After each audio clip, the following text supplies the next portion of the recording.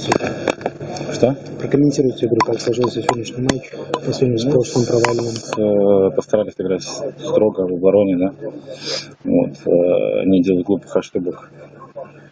Первый период особенно строго старались сыграть, что у нас получилось тогда, то есть где-то. И перехватили инициативу, то есть могли забить даже больше, чем на того, да. Где-то мастерства, где-то везения, может, не хватило. Вот. А Аска забила то, что не было. А в третьем периоде не хватило концентрации в начале? Ну, можно и так сказать, да.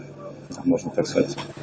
Откуда нашли силы после прошлого психологически тяжелого поражения собраться и сегодня выдать хороший матч? Ну, собрались, поговорили ребятами, вот, и все-таки домашние стены, то есть люди ходят на хоккей, любят хоккей, мы не имеем права просто так сдаваться. Вот, поэтому постарались сыграть то, что у нас было, мы здесь все оставили. Команда уже потеряла шансы на плей-офф. Какую сейчас мотивацию для себя находите? Мотивация — это домашние трибуны, то есть играем для болельщиков в первую очередь, стараемся их радовать, то есть, чтобы они уходили с хорошим настроением отсюда, да? Вот, ну и у каждого есть свое имя, то есть все играем за свое имя, то есть, ну, также второстепенно, да.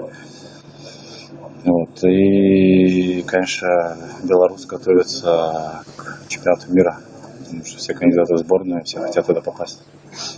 Спасибо, удачи.